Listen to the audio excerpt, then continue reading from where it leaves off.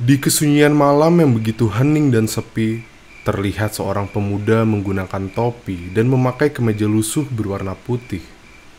Sambil memegang sebuah gitar, pemuda itu tampak gelisah menunggu seseorang di sebuah persimpangan jalan. Tekadnya yang kuat untuk menjadi musisi hebat telah mengurangi rasa takutnya. Lewat tengah malam, setelah pemuda itu mulai putus asa menunggu, sesosok makhluk berbadan besar berjalan dan menghampiri pemuda tersebut. Pemuda itu terlihat berlutut dan menyerahkan gitarnya. Makhluk tersebut mengambil gitar yang dipegang oleh si pemuda dan memainkan sepenggal lagu yang belum pernah dimainkan oleh siapapun. Setelah itu, makhluk misterius tersebut mengembalikan gitarnya, lalu menghilang begitu saja dalam kegelapan. Selang beberapa waktu setelah kejadian tersebut, pemuda itu berhasil menjadi musisi hebat dan piawai dalam memainkan gitar. Mitos mengatakan pemuda itu menjual jiwanya kepada iblis. Pemuda tersebut bernama Robert Leroy Johnson. Kali ini di Bass Pangestu Channel akan membahas mitos Devil at the Crossroad. Saksikan sampai akhir dan jangan di skip.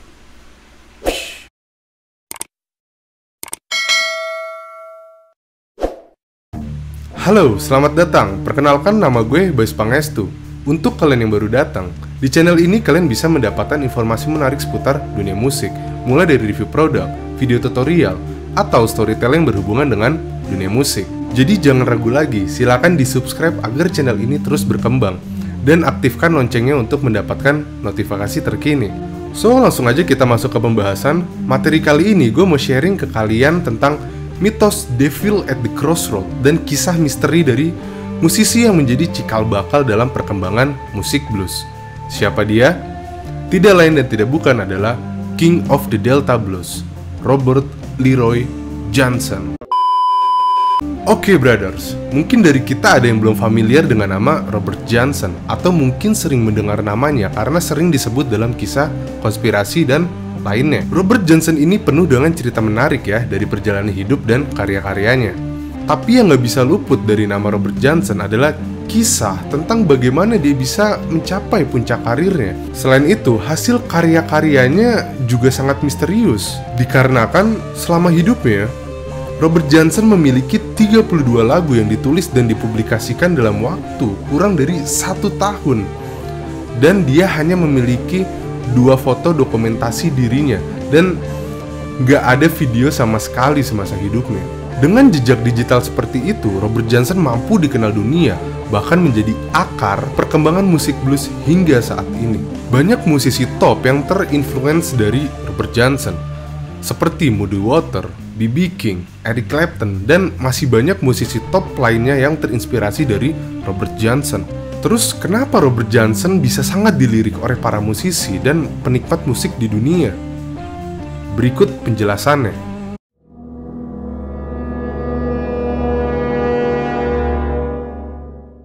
Robert Leroy Johnson lahir pada 8 Mei tahun 1911 di Hazelhurst, Mississippi.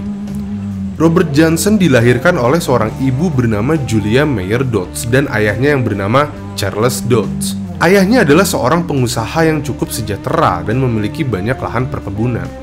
Hingga saat dia berumur 2 tahun, keluarganya diusir oleh warga setempat untuk meninggalkan Hazelhurst. Karena saat itu ayahnya terlibat pertikaian dengan para pemilik lahan kulit putih. Bahkan ayahnya dicari-cari warga sekitar untuk digantung lalu dibakar. Iya, karena emang pada tahun 1900-an awal itu lagi maraknya banget ya kasus rasisme. Jadi perbedaan kasta antara kulit putih dan kulit hitam itu kontras banget. Jadi banyak ditemukan di jalanan itu mayat orang yang berkulit hitam, dan banyak juga orang yang berkulit hitam digantung lalu dibakar. Singkat cerita, Robert Johnson diamankan dan dibawa oleh ibunya ke daerah Memphis. Setelah kejadian tersebut, Robert tumbuh normal seperti anak pada umumnya dan kehidupan yang sederhana bersama ibunya. Robert juga menyelesaikan sekolahnya di Indian Creek School dari tahun 1924 sampai dengan tahun 1927. Dan dari situ Robert Johnson mulai menyukai musik blues dan bercita-cita menjadi musisi hebat. Dari situ juga Robert mulai belajar bermain gitar dan harmonika secara otodidak. Namun, usahanya mengkhianati hasil. Setelah bertahun-tahun dia belajar, Robert tidak ada perkembangan. Ditambah lagi, ibu dan orang sekitar Robert tidak ada yang setuju jika dia menjadi musisi. Bahkan pacarnya Virginia Travis yang saat itu masih berumur 15 tahun, dia juga tidak setuju dan menyuruh Robert untuk mengurungkan cita-citanya menjadi musisi. Akhirnya Robert Johnson mendengarkan kata dari pacarnya dan dia berjanji untuk berhenti bermusik dan memulai karirnya dengan berkebun. Gak lama setelah itu, Robert Johnson akhirnya menikah dengan Virginia Travis saat umur si wanita masih 16 tahun. Mereka tinggal di pinggiran Mississippi dengan pekerjaan Robert Johnson sebagai farmers atau petani perkebunan. Singkat cerita, Virginia Travis hamil saat usia kandungannya memasuki 8 bulan. Dan Virginia berencana untuk balik ke rumah neneknya untuk mempersiapkan persalinan dan tinggal sementara waktu bersama neneknya. Pada saat itu Robert Johnson tetap di rumah, dia nggak ikut dengan Virginia dengan alasan dia harus mengurus perkebunannya. Dan dia berjanji saat waktu persalinan tiba dia akan menjemput ke rumah neneknya. Nah, pada saat dia tinggal sendiri, Robert Johnson merasa bebas nih. Dia mulai ke bar tiap malam. Ternyata alasan Robert Johnson gak mau menemani Virginia Travis itu karena dia ingin memanfaatkan waktu tersebut untuk berlatih gitar. Dan dia masih bercita-cita menjadi musisi yang hebat. Singkat cerita, setelah bulan-bulan berlalu, akhirnya Robert Johnson mulai pergi untuk menjemput istrinya dengan maksud dan tujuan untuk membawa istri dan anaknya pulang. Selain itu juga Robert Johnson ingin ngasih tahu istrinya bahwa dia tetap ingin menjadi musisi tapi tidak meninggalkan perkebunannya. Jadi Robert berpikir untuk dia mendapatkan 2 job sekaligus, menjadi musisi dan menjadi farmers. Ya, sepanjang perjalanan Robert Johnson terlihat bahagia. Dia menikmati perjalanan sambil bernyanyi dan bermain gitar. Akhirnya dia sampai di tujuan. Dengan percaya diri, Robert jalan dan mengetuk pintu rumahnya sambil memegang gitar. Saat pintu dibuka, justru hal yang tidak terduga diterima oleh Robert Johnson.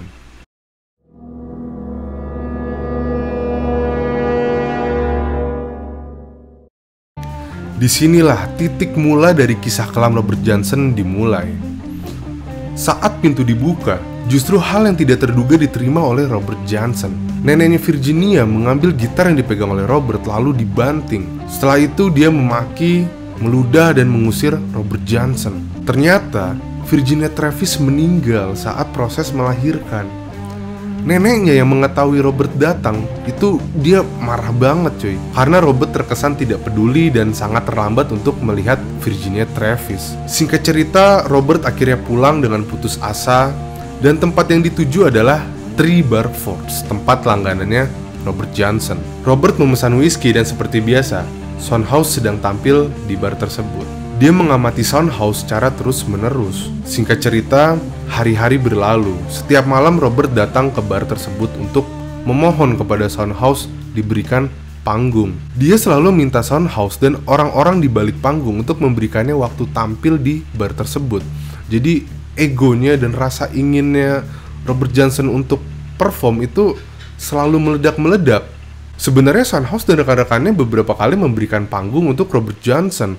Dia diberi kesempatan untuk bermain gitar dan bernyanyi di bar tersebut. Namun, Robert Johnson ini selalu mengecewakan penonton dan dirasa penampilannya begitu buruk. Karena emang skill yang dimiliki oleh Robert Johnson itu tidak memadai. Jadi emang nafsunya aja gitu yang gede. Jadi dia pengen terus-terusan perform, tapi dia tidak mempunyai skill yang sepadan. Hingga suatu waktu, Robert memaksa untuk tampil lagi. Dia merebut gitar milik Soundhouse dan memainkannya di bar tersebut. Namun saat Robert memainkan lagu, gitar Soundhouse yang digunakan Robert malah rusak. Senarnya putus dan pertunjukan berhenti. Saat itu Soundhouse marah banget. Robert disoraki penonton dan Soundhouse akhirnya mengusir Robert untuk tidak boleh datang lagi ke bar tersebut. Dengan penuh amarah, akhirnya Robert berjalan keluar dari bar tersebut sambil dia ngomong ke Soundhouse, "Tunggu aku datang kembali dan kalian akan berlutut. Setelah itu akan ramai orang yang bertepuk tangan menyambut kehadiranku." Robert Johnson berbicara seperti itu kepada Soundhouse. Soundhouse yang mendengar itu ya hanya ketawa aja gitu. Setelah beberapa bulan berlalu, Keadaan di bar tersebut berjalan normal. Pengunjung yang datang ke bar selalu terhibur dengan penampilannya Soundhouse dan beberapa rekan musisi lainnya. Saat itu emang Soundhouse menjadi artis ibu kota ya. Jadi nggak hanya di Three Bar Frog aja nih dia perform. Jadi Soundhouse itu punya tim dan ya kalau misalkan di gigs itu skena lah. Hingga suatu saat datang pria muda masuk ke bar di mana Soundhouse sedang tampil. Pria tersebut menggunakan topi, mengenakan kemeja putih dengan gitar di punggungnya. Ya, ternyata pemuda itu adalah Robert Johnson.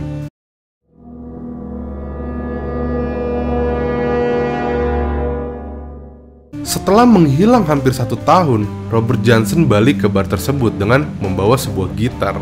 Kemudian Robert memainkan sepenggal lagu yang belum pernah didengar oleh siapapun. Secara mengejutkan, sosok Robert Johnson berubah drastis dari yang dikenal dulu. Dulu dia dikenal sebagai pembawa onar dan penampilan di atas panggung tuh hanya sebuah lelucon gitu karena skill gitar yang dimainkannya tuh sangat amat buruk. Namun Robert yang sekarang tuh udah beda banget. Sekarang tuh dia jadi sosok gitaris handal yang memukau para pengunjung di bar.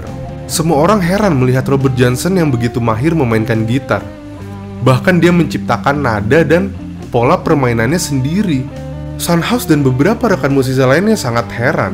Ya, singkat cerita, hari-hari berlalu, Robert Johnson semakin dikenal di daerah Mississippi. Bahkan ketenarannya mulai dilirik oleh beberapa bar di kota-kota lain. Bahkan Robert Johnson juga ditawari oleh label rekaman untuk memproduksi lagunya dia. Dan kehidupannya pun berubah drastis. Dari seorang pemuda yang sederhana menjadi sosok yang glamor. Robert juga dikabarkan jadi pecandu alkohol dan jadi hidung belang. Jadi setelah dia perform, pasti Robert memesan whisky dan wanita untuk ditidurinya. Sampai akhirnya saat di puncak karirnya, saat dia berumur 27 tahun, Robert ditemukan tewas. Setelah diselidiki, ternyata Robert Johnson ini tewas diracun oleh seorang bartender. Pria tersebut mengetahui bahwa Robert Johnson meniduri istrinya. Setelah kejadian itu, bartender tersebut sakit hati dan ingin membalaskan dendamnya kepada Robert Johnson. Dia memasukkan racun ke dalam whisky yang Robert Johnson pesan.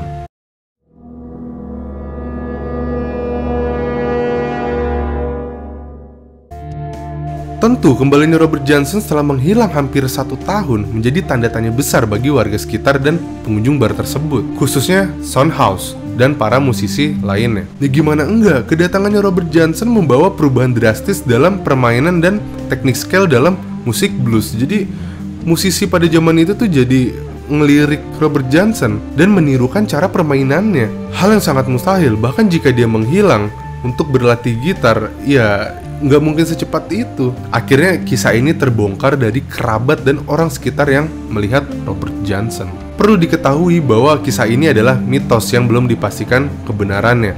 Dan gue mengutip ini dari sebuah dokumenter remaster yang berjudul Devil at the Crossroad yang bisa kalian saksikan juga di Netflix. Kisah ini dipercaya oleh orang-orang setempat dan pengakuan dari beberapa narasumber bahwa Robert Johnson menghilang selama 1 tahun bukan untuk berlatih gitar, namun dia belajar ilmu magis. Ilmu magis yang dipelajari oleh Robert Johnson adalah hoodoo. Ilmu sihir ini populer di kalangan Amerika Afrika. Jadi ya kalau di Indonesia praktek ini mungkin mirip dengan susuk atau penglaris. Ya kan kalau mitos di sini kan supaya dagangan laku kita pakai penglaris, atau misalkan di kampung-kampung tuh masih banyak artis ya biduan gitu. Supaya dia lebih terkenal, dia menggunakan susuk agar aura dirinya itu keluar. Sama pada zaman itu di daerah Robert Johnson juga masih percaya dengan ilmu sihir tersebut yang bernama hoodoo. Hoodoo adalah ilmu leluhur dari Afrika. Dahulu sihir ini digunakan para budak Afrika untuk meminta perlindungan dan kekuasaan. Caranya dengan kita membuat perjanjian dengan iblis dan memberikan benda atau hal yang ingin dimasukkan mantra tersebut. Robert Johnson akhirnya sepakat nih untuk bekerja sama dengan iblis. Dia menjual jiwanya dan memberikan gitar untuk alat dia mencapai kesuksesan. Konon, dia menjual jiwanya di persimpangan jalan. Pada malam itu dia berlutut dan menyerahkan gitarnya kepada iblis untuk dimainkannya dan dikembalikan lagi. Kisah ini juga didukung dari lirik-lirik yang dia gunakan dalam lagu. Dan umur kematiannya dinilai juga sangat misterius, yaitu umur 27 tahun. Sebenarnya ada apa sih dengan angka 27?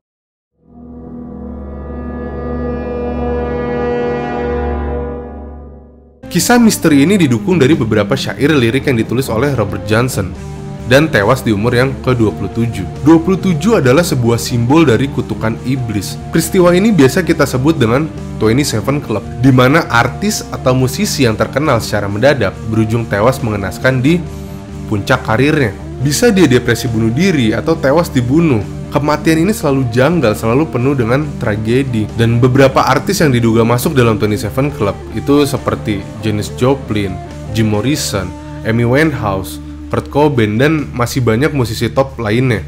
Oke, balik lagi nih ke Robert Johnson. Nah, beberapa syair lirik dari Robert Johnson yang menceritakan praktik ritual magisnya. Ada lagu yang berjudul Crossroad, Come On In My Kitchen, dan Me and the Devil Blues, dan masih ada lagi beberapa lagunya Robert Johnson. Untuk ritual hoodoo, kita bisa lihat dari penggalan lirik lagu yang berjudul Come On In My Kitchen. Lirik tersebut berbunyi, I've taken the last nickel out of her nation's sack. You better come in my kitchen. Yang berarti, aku telah mengambil koin terakhir dari tas bangsa tersebut. Segeralah masuk ke dapur saya. Lagu tersebut itu mengisahkan tentang perempuan yang dia suka, namun perempuan tersebut tidak tertarik. Nah, jadi maksud dari aku telah mengambil koin terakhir dari tas bangsa tersebut. Nah, koin itu adalah sebuah media atau perantara. Dan tas bangsa atau nation sack itu maksudnya adalah mojobek. Mojobek itu adalah tas yang digunakan para suku di Afrika untuk melakukan ritual-ritual magis.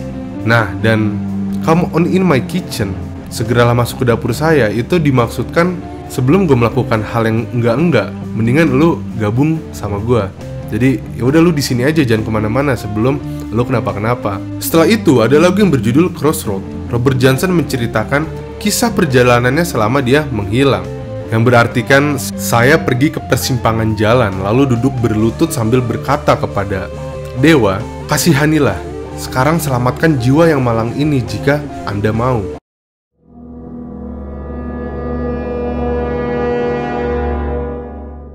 Well, sebenarnya statement ini tidak didukung penuh ya oleh masyarakat.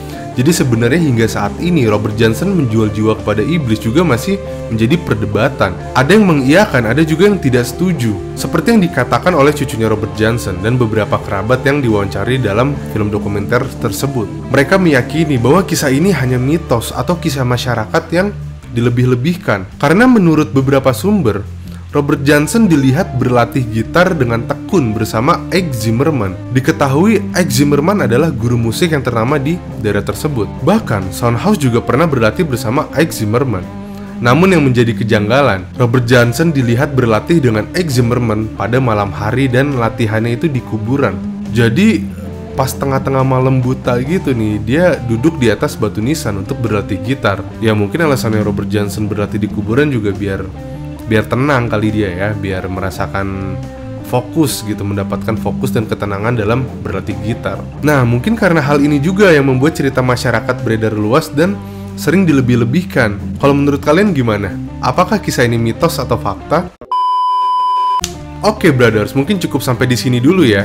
Kalau misalkan kalian tertarik dengan konten ini, bolehlah kalian komen di bawah dan request untuk selanjutnya mau bahas apa. Terima kasih sudah menyaksikan video ini dari awal sampai akhir. Gue Baes Pangestu izin pamit, keep calm and stay positive.